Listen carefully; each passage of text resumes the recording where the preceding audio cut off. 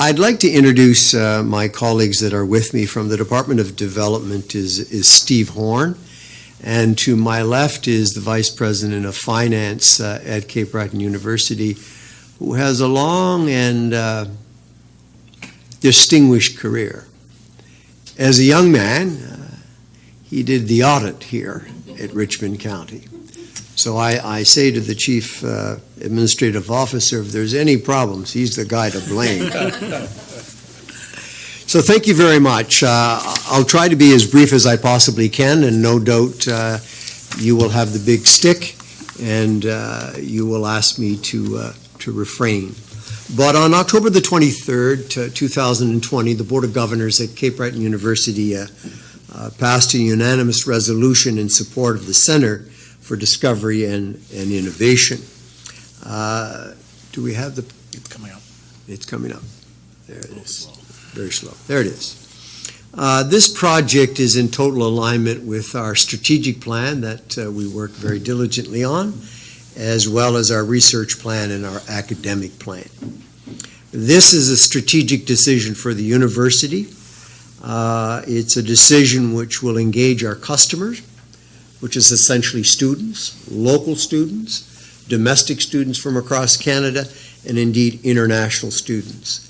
This new facility will strengthen the core of the offerings at Cape Breton University, and it will exhilarate the growth in the municipalities throughout the island of Cape Breton. I think the need for this Centre for Discovery and Innovation, in my estimation, is overwhelming. The facility is, the old facility is 53,000 square feet. It's approximately 50 years old. It's full of asbestos. I don't want to scare you, but students still enter the building because we adhered to many, many, many protocols in terms of protecting them from asbestos. And the faculty and the staff realized that with this kind of antiquated facility, it's very difficult in terms of the modernization of what students wish to have going forward. So the question I have is, what value would a new Centre for Discovery and Innovation bring to the university and bring to the community? This facility would bring a lot of benefits to the university and to the community. But before I talk about that, let's talk about the present. We've created 169 new jobs at Cape Breton University with the influx of international students. We pay in excess of $11.2 million in taxes to the provincial government. We provide $165 million in economic activity here in Cape Breton. There are many facilities in the urban parts of Cape Breton who have benefited. In fact, there are many businesses in Richmond County and throughout the other counties who have benefited from international students. During the summer months before COVID, last year, we distributed some 165 students to various operators throughout the counties here in Cape Breton. The Louisburg Seafoods is one that comes to mind. Premium Seafoods, not the one that bought Clearwater, but the other one. And of course, that has generated some substantial economic revenue here in Cape Breton. But there's a bigger issue that I need to share with you. And that is the issue of clicker. Learning this technology. I want to talk about this population. For 43 years, from 1971 to 2014, the population growth in Canada was the following. British Columbia, 107%, doubled. Alberta, 147%. Ontario, 74%. Quebec, 34%. PEI, 29%. And Nova Scotia, 18.2%. If we're going to grow as an island, the four counties have to have some measure of population growth. We can't point the finger at others and say, well, it's your fault. It's our fault. We need to work collectively together in terms of trying to grow the population here in Cape Breton. The 18.2% over a 43-year period in Nova Scotia is rather staggering. If you looked at the census districts in the province of Nova Scotia, there's 18. Only 2 of them had a growth. One was Halifax, I think it was 2.1. The second one was either the Annapolis Valley or Kings, which was 0.1. All other municipal units across the province saw a decrease. The 4 counties here in Cape Breton, Richmond County being one, Inverness, Victoria, and Cape Breton Regional Municipality, all decreased substantially. That needs to be of great concern to all of us.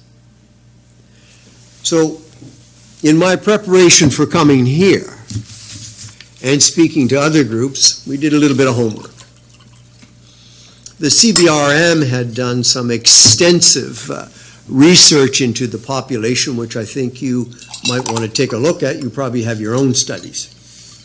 But it showed that the 4 municipalities in Cape Breton were on a massive decline. It's not me, it's the studies. A massive decline. And that's very troubling. You're not going to have the schools, you're not going to have the services, the taxes are going to go up, and business will flee because services are not here. A substantial thing for us to give consideration to. As a result, I went to PEI. I met with the former Premier of the province of PEI, Wade McLaughlin, who, a very bright man, likes to tell you that too. And I came with my questions and knew what the answers were going to be, but I had to ask him. I said, Premier, no, call me Wade, which was kind of nice as we drank coffee. I said, what did you do differently in PEI that we didn't do in Nova Scotia, New Brunswick, and Newfoundland? He said, we embarked upon a population strategy. And that population strategy had 3 buckets. One was domestic migration, people from around the country coming back home. The second one was immigration. The third one was international students and the retention of international students. So what were the results in PEI versus that of Nova Scotia, New Brunswick, and Newfoundland? In PEI, they increased their population by 13,500. Nova Scotia continued to decline, with the exception of those 2 census districts. New Brunswick was declining and Newfoundland was declining. That is a substantial piece of growth in the province of Prince Edward Island. And he also said, look, in Prince Edward Island, the GDP was the best in the country. The worst in the country was Nova Scotia. I think New Brunswick was the second worst and Newfoundland was the third. So there was a real benefit in terms of a population strategy. You now see in 2020, New Brunswick is pursuing that. Nova Scotia is on that way, although they haven't announced it officially, but they're moving in that direction. And Newfoundland has announced that as well, that they're moving towards a population strategy. So we believe that to be very significant for our municipal units.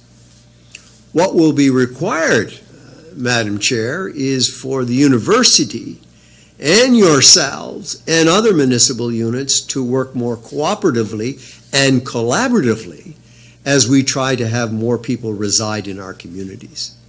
It's not going to be easy, but I think we need to put our shoulder to the wheel and say, hey, what are some of the best practices that we can adopt for the purposes of our population growth. Now, here's what's happened in the CBRM. Since 1961, for close to 50 years, the CBRM has never had a population below 100,000. It is now below 100,000 and dropping like a rock if you look at this particular graph. We changed it in 2019. Why? The university had 3,200 students in 2018. In 2019, we went to 6,050. We attract international students from over 56 different countries around the world. And with a worldwide COVID pandemic, this year we have online 5,000 students. 75% of the international students who come to this island want to stay. We think that's significant, and we need to take advantage of those opportunities. So why would they want to come to Cape Breton?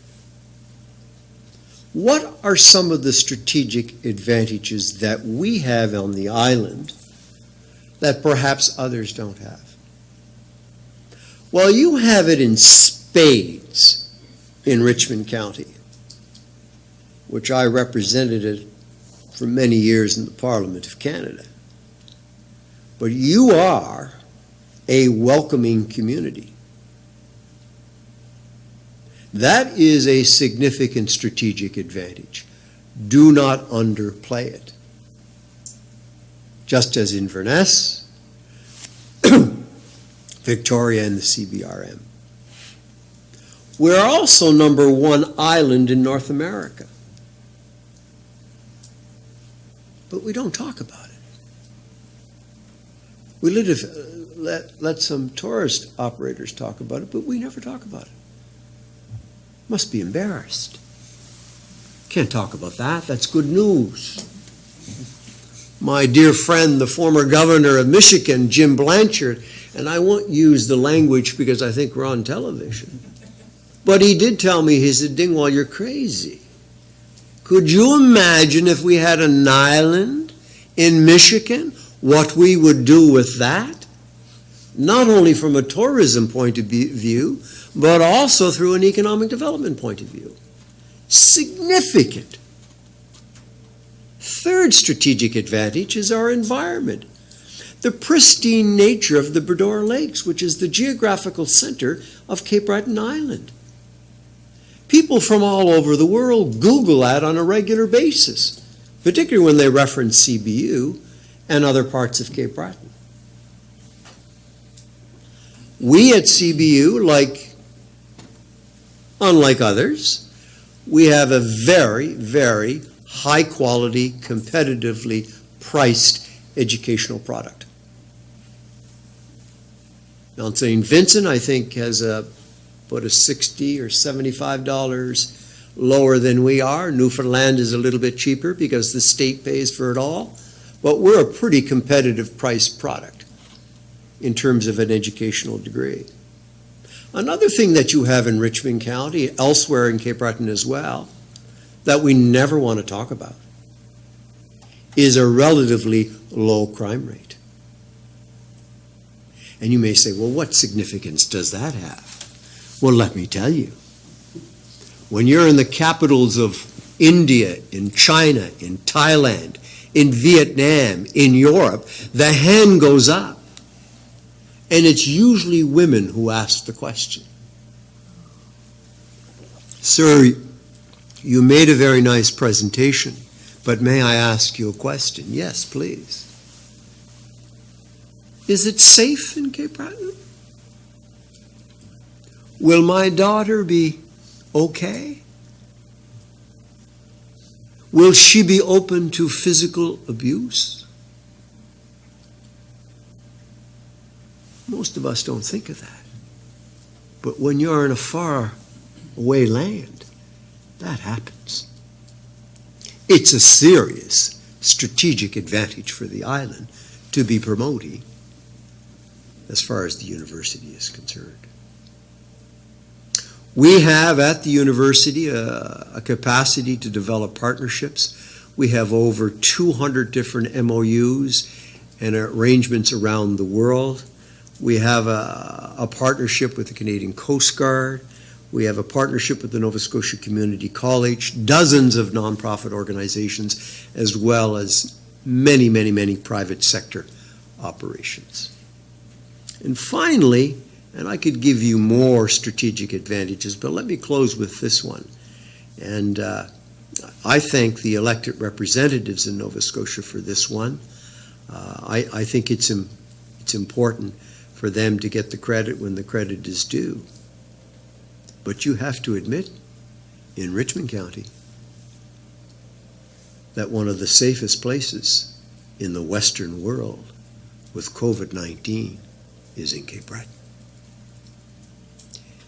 And if you don't think that I'm going to promote that in my international travels, which you should be promoting as well, because people can relocate back here, they can work from here, conduct their businesses, and be in a safe, healthy environment as we go forward. That is very significant. Now, I think my time is just about up. There may be a few questions, but just to repeat. Number one is that there is a need for this new facility. It is important to the university and the offerings that you give to students. The second advantage is there's a community-wide advantage. I don't know of any other business in Cape Breton that created 169 jobs. I don't know any other business that has a $165 million footprint economically each and every year in Cape Breton. And on the population, I want you to read this as part of my closing remarks. And with your permission, I'll read it out loud. The latest Stats Canada numbers show the university students had a significant impact, most notably in the CBRM. There was an increase of 2,249 in net non-permanent residents in the CBRM. And just to put that into context, the increase in Halifax was 1,481. So it's a very large jump. That's how much this means to the overall population in Cape Breton. That's actually pushing the population up. I think the task for us is to work with you, your committees, other committees on domestic migration, on international immigration and international students that come to Cape Breton.